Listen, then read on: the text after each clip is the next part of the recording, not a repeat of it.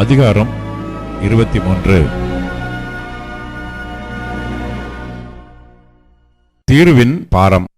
தர்ஷீஸ் கப்பல்களே, அலறுங்கள். அது வீடு இல்லாதபடிக்கும் அதில் வருவார் இல்லாதபடிக்கும் பாழாக்கப்பட்டது. இந்த செய்தி கித்தீம் தேசத்திலிருந்து அவர்களுக்கு தெரிவிக்கப்படுகிறது. தீவுக்குடிகளே, மௌனமாயிருங்கள். சீதோனின் வர்த்தகர் சமுத்திரத்திலே யாத்திரை பண்ணி உன்னை நிரப்பினார்கள்.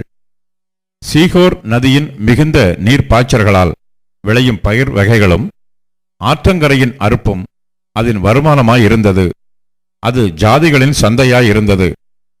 சீதோனே, வெட்கப்படு.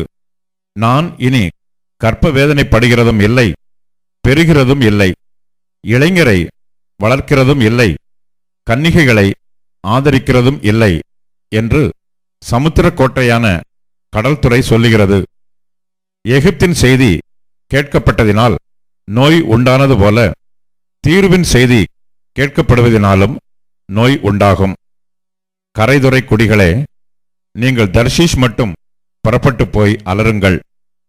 பூர்வ நாட்கள் முதல் நிலை பெற்று களி கூர்ந்திருந்த உங்கள் பட்டணம் இதுதானா? பரதேசம் போய் சஞ்சரிக்கிறதற்கு அவள் கால்களே அவளை தூரமாய் கொண்டு போம். கிரீடம் தரிப்பிக்கும் தீர்வுக்கு விரோதமாக இதை யோசித்து தீர்மானித்தவர் யார்? அதன் வர்த்தகர் பிரபுக்களும் அதன் வியாபாரிகள் பூமியின் கனவான்களும் ஆமே.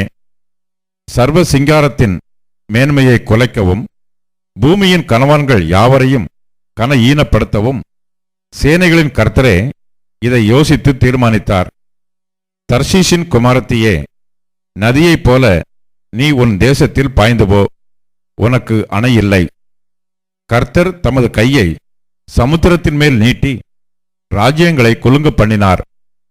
கானானின் அரண்களை அழிக்க அவர் அதற்கு விரோதமாய் கட்டளை கொடுத்து, ஒடுங்குண்ட கன்னியாகிய சீதோன் குமாரத்தியே, இனி களி கூர்ந்து கொண்டிராய். எழுந்து கித்தீமுக்கு புறப்பட்டு போ, அங்கும் உனக்கு இளைப்பாறுதல் இல்லை என்றார். கல்தேயருடைய தேசத்தை பார், அந்த ஜனம் முன் இருந்ததில்லை. அசீரியன் வனாந்தரத்தாருக்காக அதை அஸ்திபாரப்படுத்தினான். அவர்கள் அதன் கோபுரங்களை உண்டாக்கி அதன் அரமனைகளை கட்டினார்கள். அவர் அதை அழிவுக்கென்று நியமித்தார். தர்ஷீஸ் கப்பல்களே, அலறுங்கள். உங்கள் அரண் பாழாக்கப்பட்டது.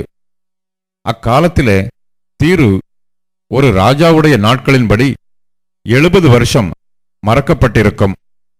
70 வருஷங்களின் முடிவிலே தீருவுக்கு சம்பவிப்பது வேசியின் பாடலுக்கு சமானமாயிருக்கும். மறக்கப்பட்ட வேசியே, நீ வீணையை எடுத்து நகரத்தை சுற்றித் திரி. நீ நினைக்கப்படும்படி அதை இனிதாக வாசித்து பல பாட்டுக்களை பாடு.